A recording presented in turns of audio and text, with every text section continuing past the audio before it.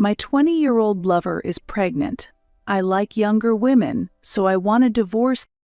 These words suddenly fell upon me. I knew that Todd had a lover, but I was shocked to learn that she was pregnant. And what does he mean by liking younger women? It's not funny at all. However, the next words Todd spoke shocked me even more. I'm also planning to move in with my lover soon. I'm sorry, but I need you to leave this house. I want a divorce, but I hope you'll continue working. I feel that we no longer need PR, but other employees still think it's necessary. Todd continued. At that moment, the door opened without a knock, and a young woman entered. Is it over, Todd?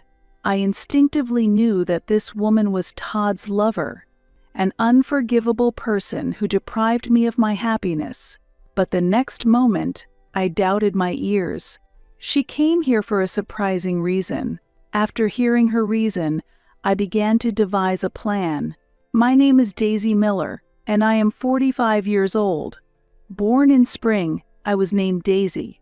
Despite its simple origin, I am very fond of this name. My parents have passed away, and as I grow older, my attachment to this name strengthens. Not many people compliment my name, but Todd has liked it since we first met. Daisy, like the name of a flower? It's cute. Your parents must have been wonderful. I met Todd just after graduating from university. After failing at job hunting, I was working part-time at a convenience store while desperately searching for a full-time career. At that part-time job, I met Todd, who was in a similar situation. Being the same age and sharing similar circumstances, we quickly connected and began building a deep bond. Even as part-timers, we held great hopes for the future and shared a common determination to succeed. I chose my university carelessly and spent years without a specific goal, but Todd's situation was entirely different. He confided in me. I planned to work at other companies to gain knowledge and experience after graduation. However, an unexpected development occurred, and now I am preparing to start my own business. During his university days, Todd primarily studied economics, but he also studied computer science. Foreseeing that the future market would shift towards technology, he decided, I am determined to establish my own IT company. When Todd spoke about his ambitions, his expression was bright and full of life. His passion strongly influenced me, making me respect and love him even more. As we started dating, sharing our youth and common dreams, we quickly came to understand each other deeply. When I revealed my feelings to Todd, he warmly accepted them, and we became even closer. We officially became a couple, and the time we spent together, even while working part-time, became exceptionally enjoyable. Todd increased his part-time jobs and began working multiple jobs as he prepared to start his own business. His effort and dedication showed how much he was committed to realizing his dreams.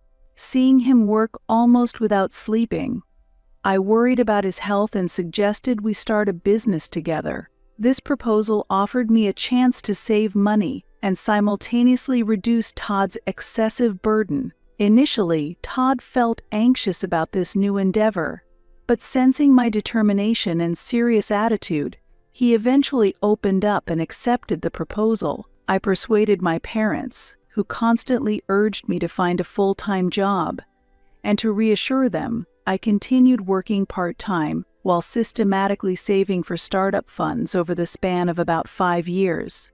Todd also used his past savings and, working more hours than I did, we were able to achieve our fundraising goal sooner than expected. Daisy, thanks to you, all preparations are complete. It will start in a small room, but this finally realizes our company, he said, and with those words he hugged me firmly.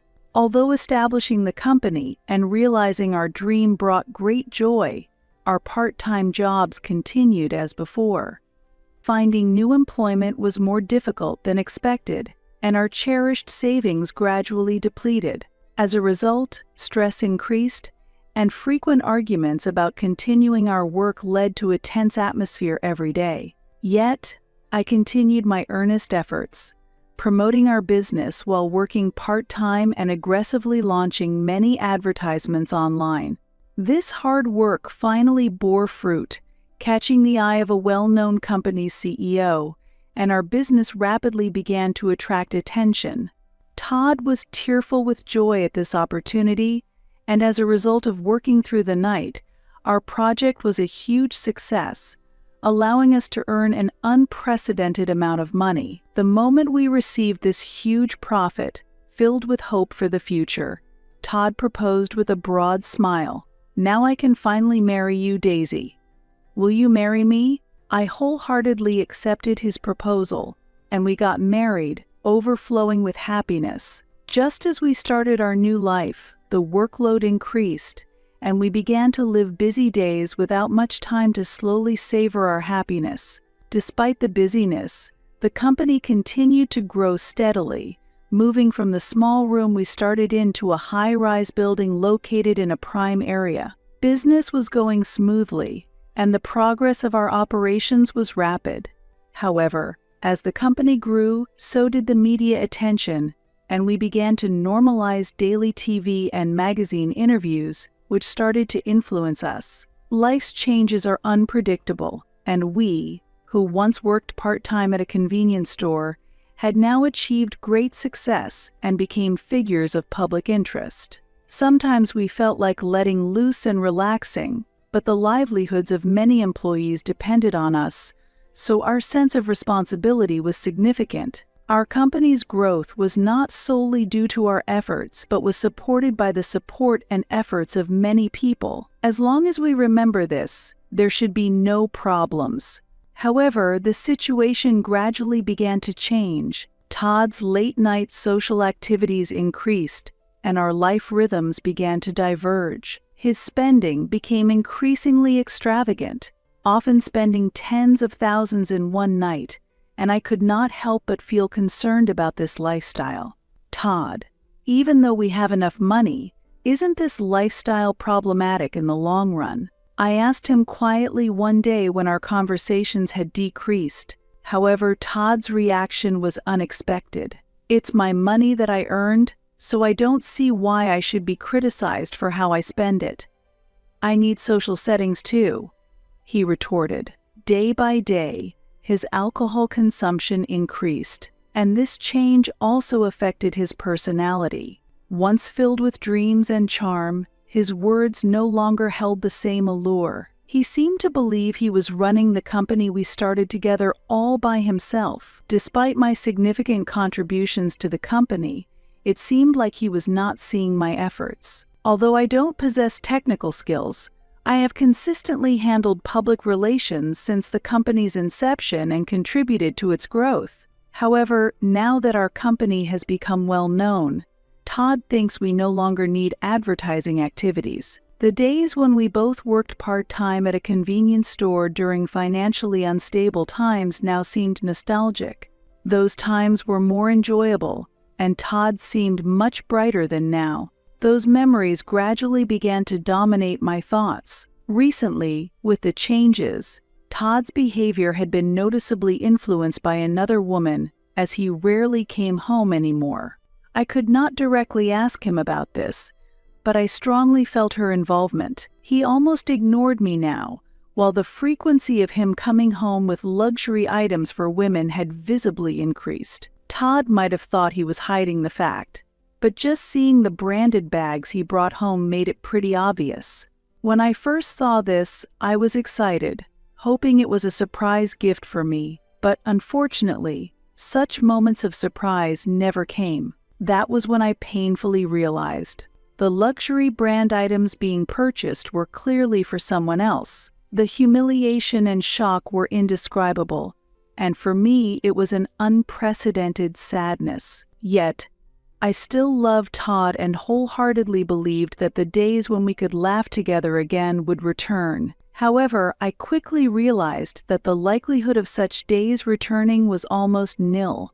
Despite this difficult situation, I remained loyal to my duties and fulfilled my responsibilities as the public relations manager. No matter what Todd did or said, the consequences of neglecting this job were clear. While my relationship with Todd did not improve, my colleagues within the company continued to show respect towards me. Furthermore, employees aware of Todd's unfaithful behavior understood the situation and even showed sympathy. In essence, Todd's actions were blatantly indicating his involvement with another woman, and the frequency of these incidents was only increasing. In such circumstances, I strongly felt that parting with him was inevitable.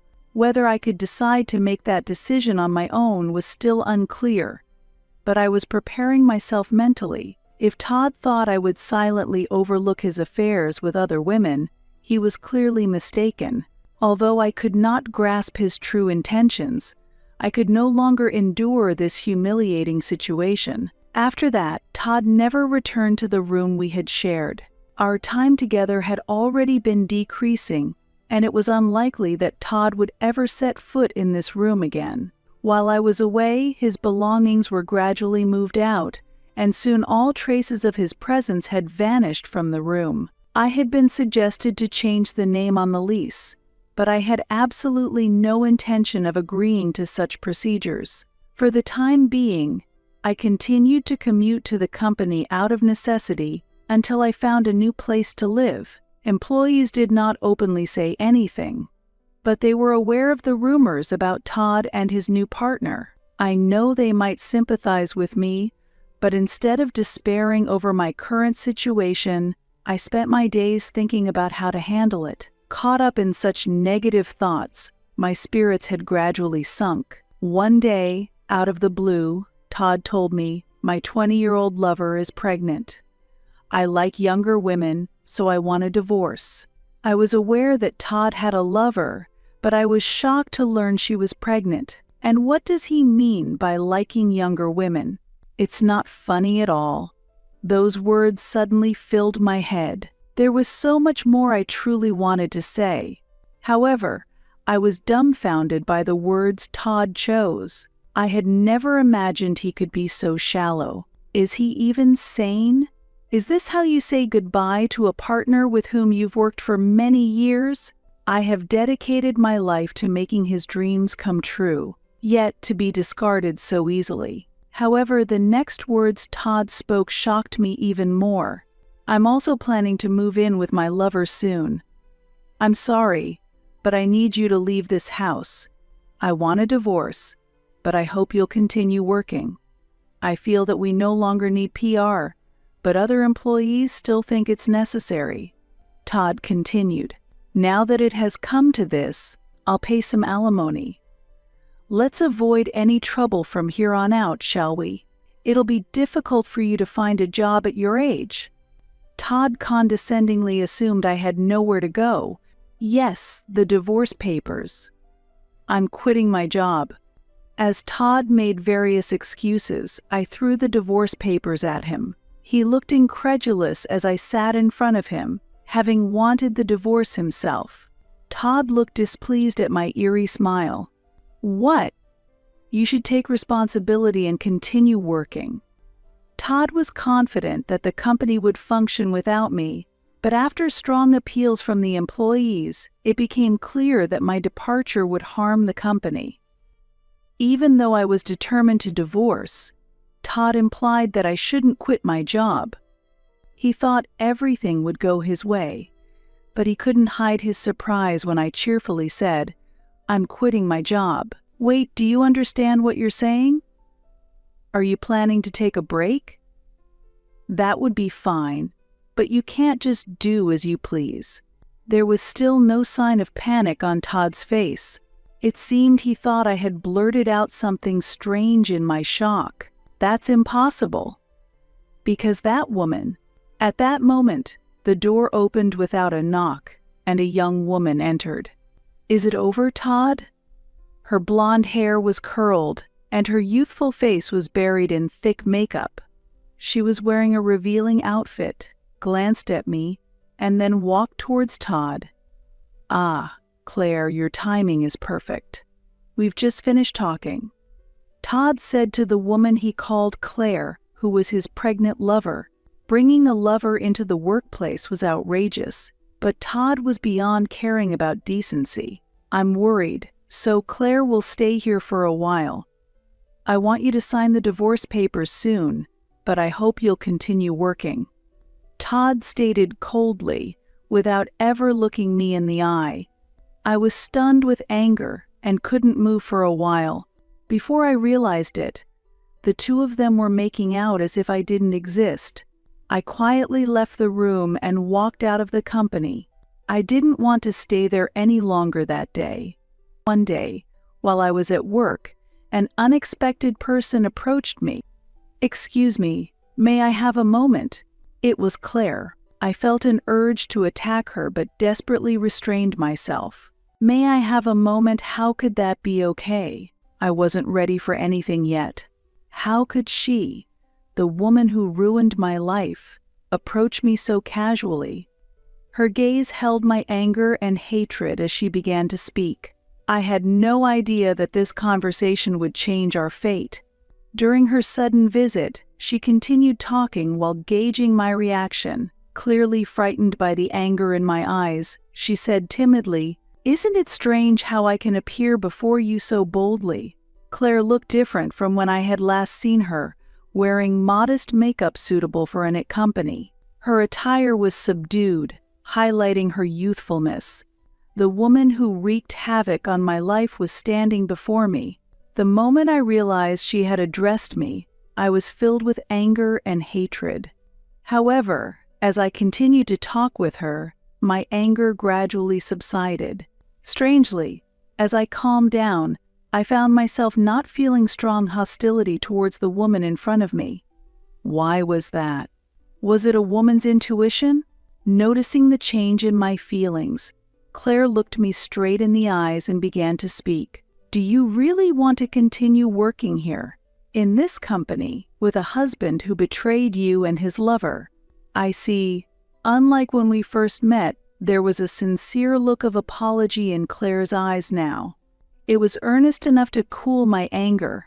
Claire continued, "It may be wrong to say this, but I love Todd. The fact that twins are here in my belly is something that can't be changed. So this is all I can do." With that, Claire took a bank book and a cash card out of her bag. When Todd impregnated me before marriage, my parents were furious with him. To take responsibility, Todd gave me almost all the money he had. Well, he deposited it in my name. By this point, I understood what Claire was trying to say. Todd told my parents that he would transfer all his money to me. He thought he could manipulate me because I'm not smart. But I understand that much. Saying this, Claire took out her smartphone and began to operate it. "I would never do anything to betray your daughter.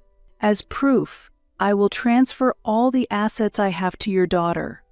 From Claire's smartphone, Todd's voice could be clearly heard.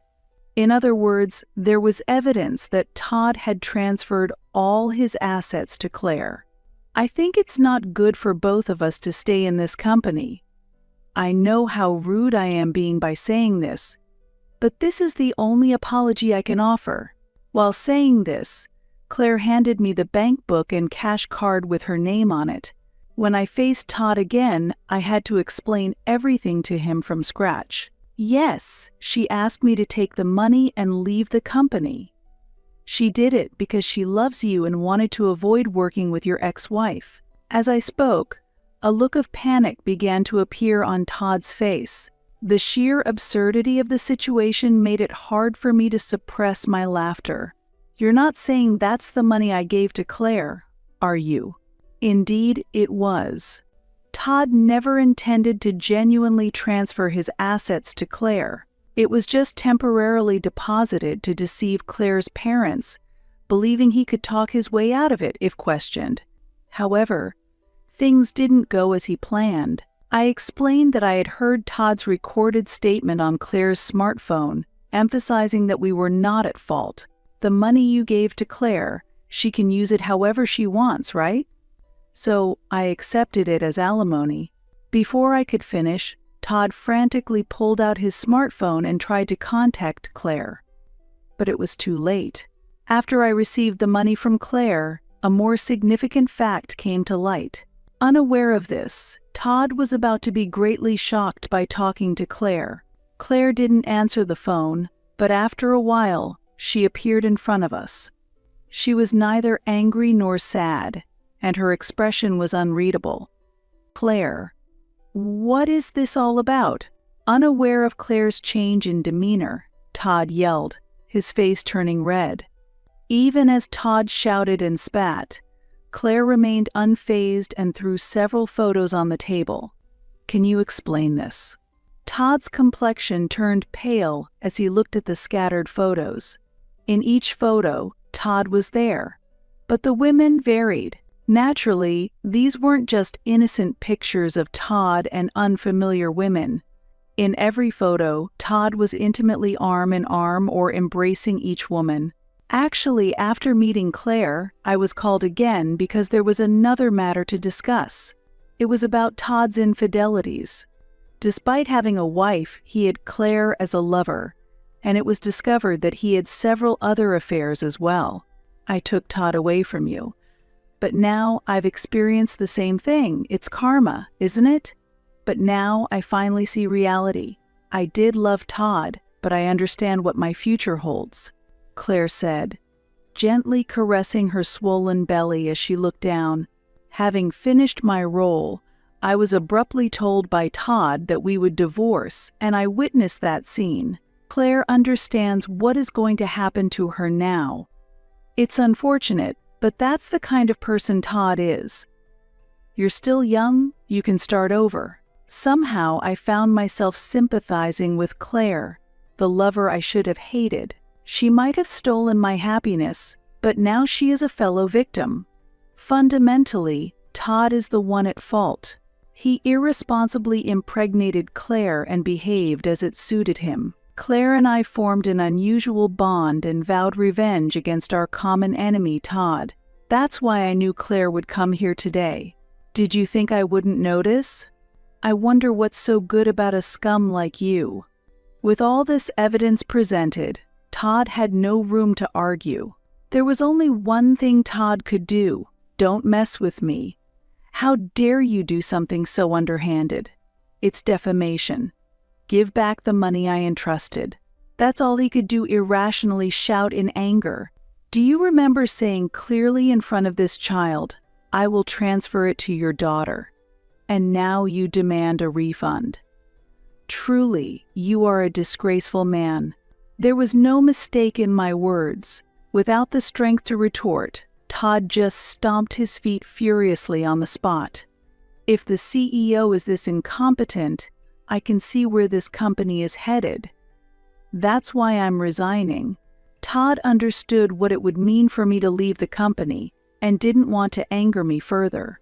His anger gradually shifted to Claire, "This fraudster. You approached me from the start with money in mind." Thinking this, Todd stood up, visibly angry.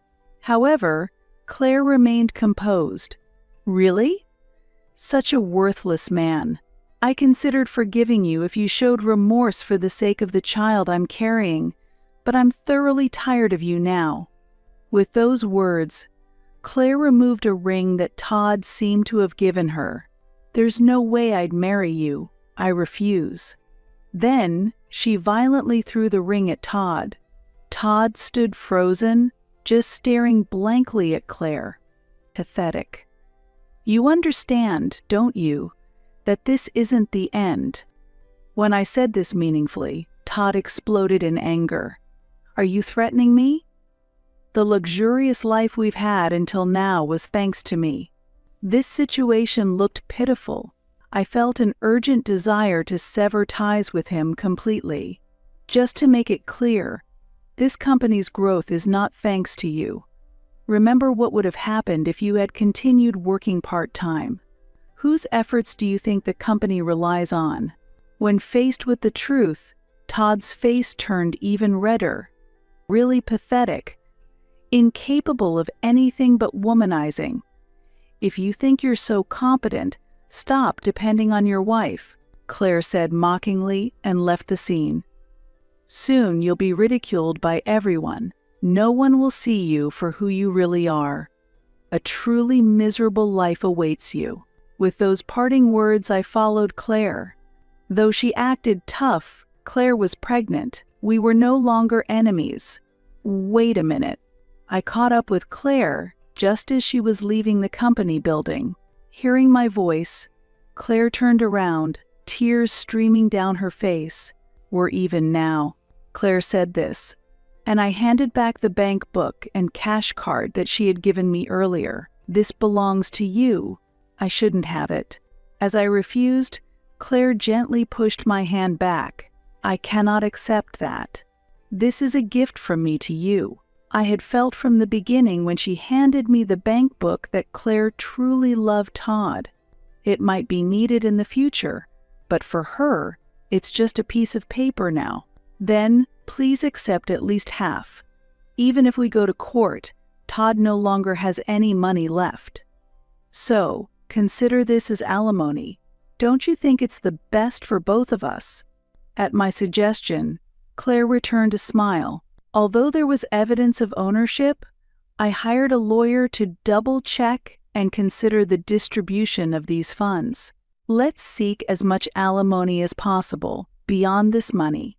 At my words, Claire nodded firmly.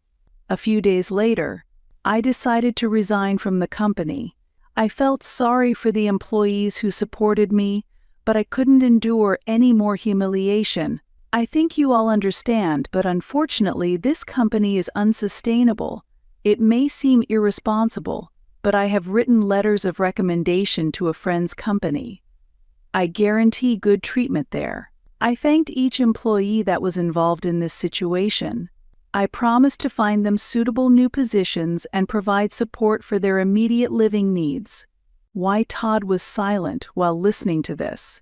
As one's reputation grows, so does the number of both good and bad occurrences. We were a couple frequently featured in the media as business owners. Therefore, Todd's scandal became a prime subject for the media. The source of this story was Claire, the affairs of a competent business owner who often appeared on TV, and the fact that he had impregnated another woman. As a result, the press surrounded the company. For a business owner where trust is everything, this scandal had a disastrous impact. The phone calls canceling business deals never stopped. Nuisance calls and complaints continued unabated. In this situation, Todd had virtually no right to complain. Fearing a rebellion from the employees, Todd obediently left the cleanup to me. It's over. No matter what I said to Todd, his eyes were empty, and he just repeated the same words. This is all self-inflicted. Truly pitiful. Even as I condemned him, all he could do was apologize. The savings we built together, the days we worked tirelessly without rest, we never imagined that such efforts could vanish so effortlessly. Todd is probably reflecting on his actions for the first time in this situation, thinking that we should have continued to encourage each other if we could go back. Lately I have been thinking about this, but there is no use dwelling on someone else's past actions. Now, I focus on what I can do and work to help those affected return to their normal lives. Todd, now burdened with a massive debt, was of no help at all. Currently, he is unable to handle anything and is holed up in an office room. Moreover, it has come to light that there were other women involved with Todd, not just Claire. These women were causing a daily commotion in front of the company with the media, making various claims. Obviously, their intention to extract considerable alimony from Todd was clear. According to Claire, all the savings Todd had hidden were used up for alimony to his lovers. Todd has literally become penniless, a shadow of his former self, and was in a very tragic state. He was mentally unstable and unable to hold a normal conversation. As time passed, Todd's reputation did not recover, and it would be difficult for him to find work in the future. The price he had to pay for toying with people's emotions was exceedingly high. Thinking about the chaos Todd will face in the future was terrifying. I calmly observed this situation and fulfilled the remaining duties. Soon after, as I had predicted, the company went bankrupt. Our hard-built business ended in this way. As promised, the former employees received appropriate compensation. As for myself, thanks to the funds shared with Claire, I should be able to live comfortably for a while. I can't just relax, though, as I have a job offer from an acquaintance's company that will allow me to utilize my experience, which I plan to accept. In fact, despite Todd's warning that it would be difficult to change jobs at my age, another person encouraged me, contradicting him. Age is not an issue. It's pointless to worry about his words. Later, during a meeting with the lawyer, Claire cheerfully said this. By then, there were no grudges or grievances between us. We had both had our lives disrupted by the same person, which led us to understand and comfort each other. I hesitated with my question about what she planned to do with the baby, but out of concern and care for her, I ended up asking. I will raise the child alone, she quietly answered. I had anticipated her decision, but hearing it directly from her stirred deep emotions in me. Claire's parents, who had been furious upon learning of her pregnancy and Todd's involvement, learned the truth through the news and decided to offer their support. Their hearts swirled with anger towards Todd for hurting their beloved daughter, but that anger was not directed at Claire. We squeezed quite a lot of money out of him, Claire said with a broad smile. Her words showed how much she had overcome her past with Todd and was now confidently moving towards a new future. While not everything had settled perfectly, Claire and I were certainly starting new lives. As we embarked on new paths, Todd remained unable to free himself from his past. I might have been in the same situation as Todd once was, but I managed to take a step forward with courage. Thinking about that is frightening, but I've resolved to live humbly and not forget gratitude. By doing so, a wonderful future surely awaits us, and surely happiness will come to Claire and the child she carries.